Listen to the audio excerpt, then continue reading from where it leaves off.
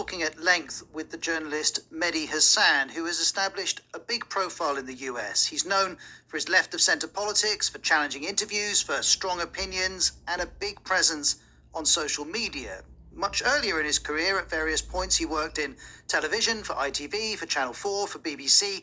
He then took his focus on politics further with roles at the New Statesman and the Huffington Post, before shifting to a presenting role at Al Jazeera, and then in the 2010s a move to the US as well. There, he landed his own show on MSNBC, one of the biggest news networks in the US. That came to an end early last year, and when that was announced, I was curious what Mehdi Hasan might do next, and the answer was that he created his own media business called Zeteo. It bills itself as a movement for media accountability, unfiltered news, and bold opinions. And we wanted to hear about it and about how his different media experiences in the US and the UK compare.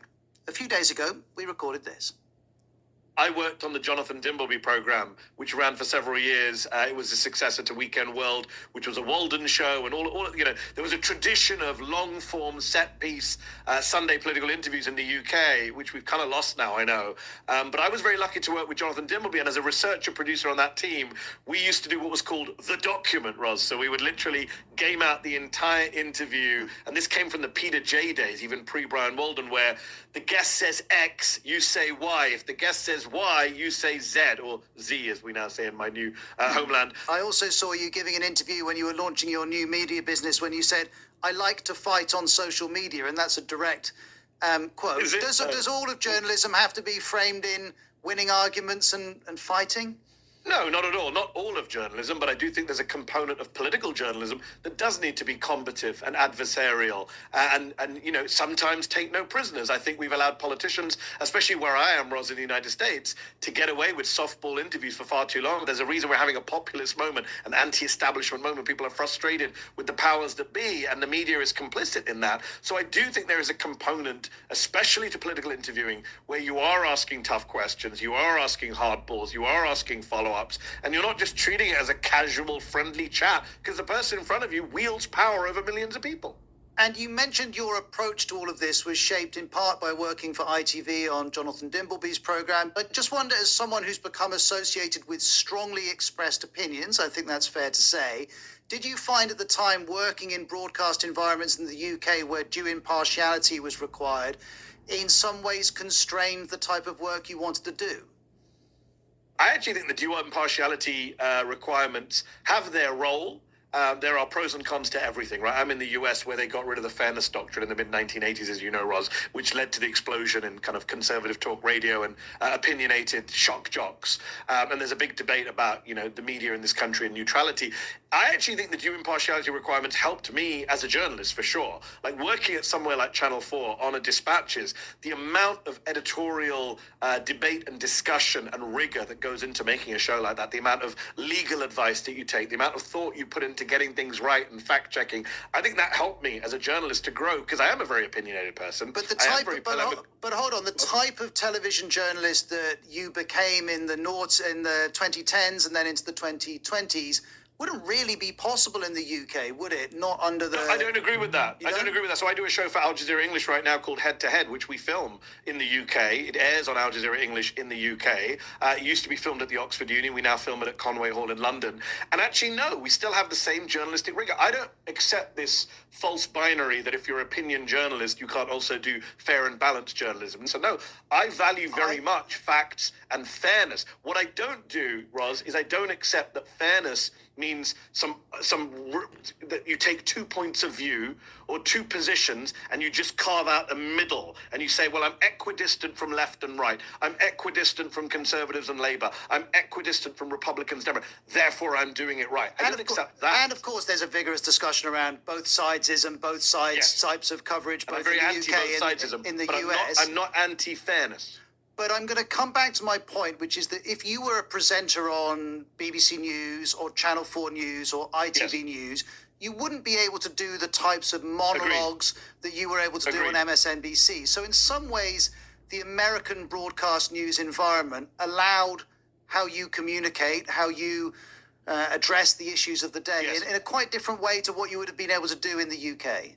I agree. So I take two things on that. One is, don't forget, the US also has its own, network news, nightly news, Lester Holt on NBC, David Muir on ABC, who don't do opinionated monologues, who go out of their way to say, we're like BBC anchors, right? We're neutral, we're playing it straight. My slight issue with that is, of course, whether you're a BBC anchor or an ABC News anchor, everyone has their biases, and I do think it's a little bit, silly to pretend that people are not coming with their own biases. And there is an honesty to opinion journalism that I think is valuable. I'm putting my views out there. I'm not pretending I'm something that I'm not. And I think a lot of our quote unquote neutral news anchors, especially having worked with a lot of these people, Roz, I know they're very, very opinionated people with a lot of bias. Well, hold on a minute. I don't think I'm certainly not pretending that as someone on BBC News, I haven't got opinions. What I'm saying is that when I walk into the BBC newsroom, I leave those opinions behind and do my very best I'm calling bullshit on that, Roz. And that's not personal against you. I'm just saying human beings can't just switch off the range of opinions, insights, biases, experiences, both conscious and unconscious, just because a camera rolls and they say they're a BBC neutral news anchor. Now, that's not. I'm not saying that means that you're like a Labour stooge or a Conservative stooge. Of course, you can switch that off, and I do too. I don't try and even lots of people attack me, say you're MSNBC, the Democratic Party channel. I didn't see myself as a Democratic Party representative. In fact, I grilled a lot of Democratic people on my show.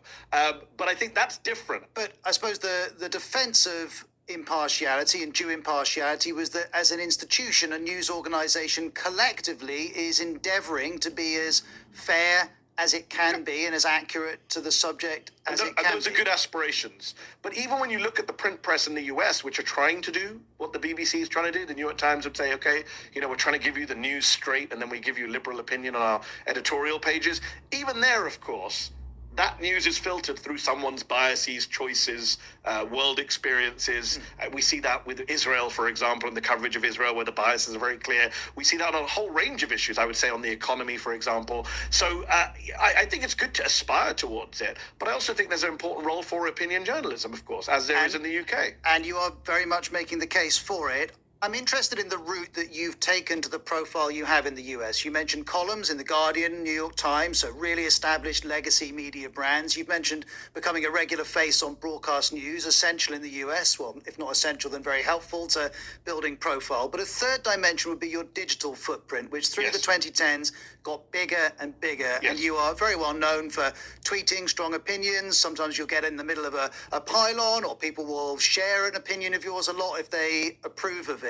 How has that changed how you approach your work, that centrality of your digital output? It's really an existential question right now, given the US media landscape, where you have social media companies repressing and suppressing certain content. You have big tech company bosses now basically rolling over for Donald Trump. You have one of them, the owner of perhaps the most influential political messaging platform, Twitter, is now basically a government employee and some would argue shadow president. So there's a lot of issues going on here, and a lot of us are having debates about how long do we stay on Twitter? How do we best use social media? How do we cover this stuff? It's a real problem, especially for people on the liberal left. And for me, look, I built up, as you say, I very nakedly, unashamedly, proudly, loudly built up a profile on social media. I have a knack, as some might say, and people would say this to me at MSNBC, for, finding the right viral clips from interviews and moments. We were a very small show at MSNBC, but we had almost a bigger social footprint than some of the primetime shows on MSNBC. So we did that strategically. But isn't there a risk? Because sometimes I'll be watching a TV news program and I'll think, I can see what they're doing here. They're shooting for the viral moment. And sometimes it can feel that it's distorting the quality of the output. It can do. So did you not, chasing those retweets, does that not in any way not undermine? Go on. No, I would say I think it depends on the situation. Clearly, there are hosts. Some might say Piers Morgan, for example, with kind of Jerry Springer of political television. I've been on his show many times. Clearly, he's trying to go for a certain angle and a certain moment. I think you can overdo it. But look, for example, I did an interview with Mark Regev. Turned out to be a very contentious interview, one of my last interviews for MSNBC, who, as you know, is a very prominent spokesman for the Israelis, has been for years. Most people don't lay a glove on him. He's a very smooth operator. We prepared a lot for that interview, and I think most would argue I got the better of him in that interview. But there was a moment in that interview where he denied that they'd killed any kids. Like I said, these images, are you saying you haven't killed? No, I don't think so. And there's a moment where I went, wow. And at that moment when I said, wow, I knew in my head we were going to cut this as a clip, and I knew it would get millions of views. I don't think anything wrong with that. It was a natural reaction, and I know that when I asked him that question, I was waiting for his response. It was a provocative question. Now, I don't think it's.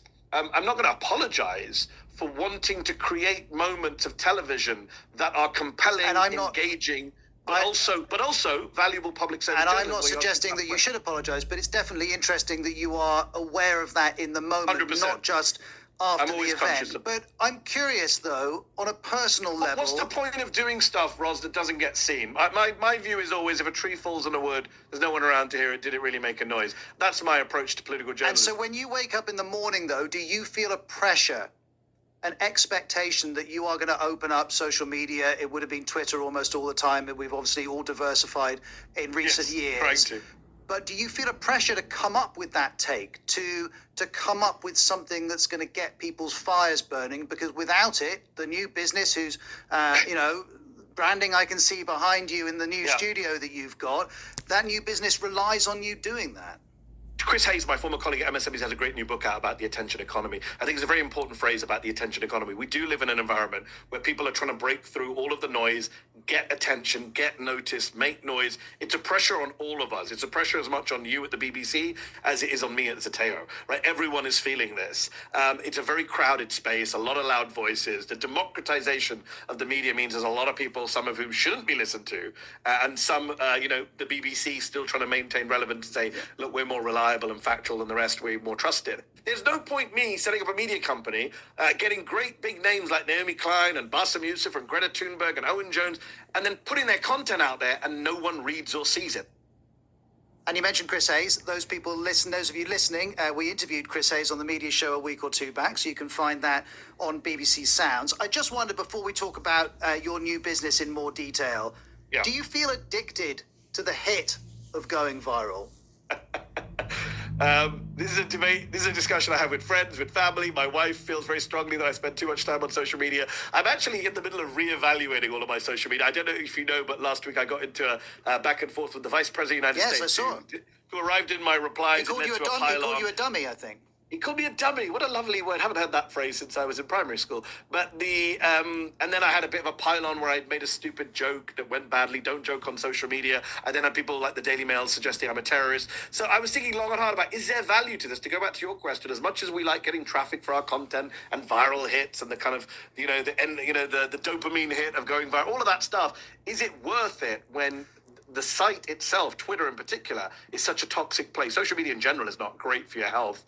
Twitter in particular has become a place filled with Nazis and crazies and bigots and conspiracy theorists. It's not what it was. I've been on there for 15 years. But I just want to dig in. I just want to dig into this a bit, though. So the joke that you deleted was "Make American Planes Crash Again," and when you